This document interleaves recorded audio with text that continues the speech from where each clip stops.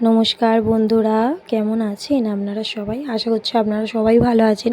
আপনাদের আশীর্বাদে আমিও ভালো আছি। আর আমি হলাম গীতশ্রী কর্মকার।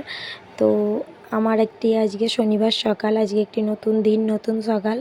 সেই জন্য উঠেই ভিডিওটা শুরু করে দিয়েছি তাড়াতাড়ি করে কাজ টাজ করতে। তো দেখুন, আমি দেখাচ্ছিলাম যে বিছানার বেডশিট চেঞ্জ করেছি। তো দুদিন ছাড়া এই বিছানার বেডশিটটা চেঞ্জ করি। তো সেটাই আপনাদের সাথে শেয়ার করে নিচ্ছিলাম। আর ক্যামেরা ধরার মতো কেউই ছিল না, তাই নিয়ে বন্ধ করেই করছি। আর এই যে আমি আয়নাতে আমাকে একটু দেখিয়ে নিচ্ছিলাম। তো দেখা যাচ্ছে না, অন্ধকার, কারেন্টটা সেই সময় চলে গিয়েছিল।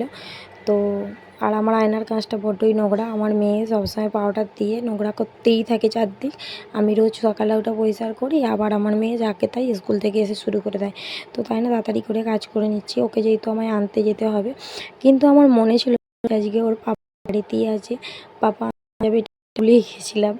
সেই জন্য মানে ওকে দিতে গেছে আর বাড়ি আসেনি তখন। ওই জন্য আমি ভেবেছি যে কাজে চলে গেছে নাকি, এটা ভেবে মনে নেই, খেয়ালই নেই, ভুলে গিয়েছিলাম।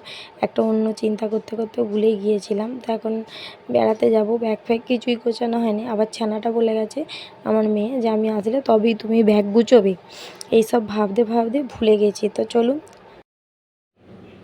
কাজ টাজ করে কেচে নিয়েছি। আপনাদেরকে সকাল থেকেই দেখাচ্ছি একটু করে ফুটেজ। তো আজকে এইটুকুনি শেয়ার করছি, তারপর আবার সন্ধ্যা থেকে আর একটা নতুন ব্লগ শুরু করব। তো কেচে নিয়ে এসে রেখে দিয়ে খেয়ে নিয়েছিলাম, জোর খিদে পেয়েছিল ওই জন্য। তারপরে এসে জামাকাপড়গুলো আমি শুকোতে দিয়ে দিচ্ছি ছাদে। আর ছাদে শুকোতে দিতে এসেছি। এত রোদ্দুরটা বেরিয়েছে, কিন্তু এখন আবার মেঘলা করে গেছে, জলও পড়ছে মাঝে মাঝে ঝিরিঝিরি। আবার যখন রোদ বেরোচ্ছে তখন আর টিকতে পারা যাচ্ছে না, এত প্রচণ্ড রোদ্দুর। তো আজকে আমরা এক জায়গায় বেড়াতে যাব, সেই জন্য সন্ধ্যের পর থেকে আর একটি ব্লগ শুরু করব। ব্যাগ গুছোনো হবে আমরা বেরোবো রাত্রি 11টার সময়। আর সেই জন্য আপনাদের সাথে শেয়ার করতে থাকবো যে আমি কোথায় যাচ্ছি, কীরকম কী।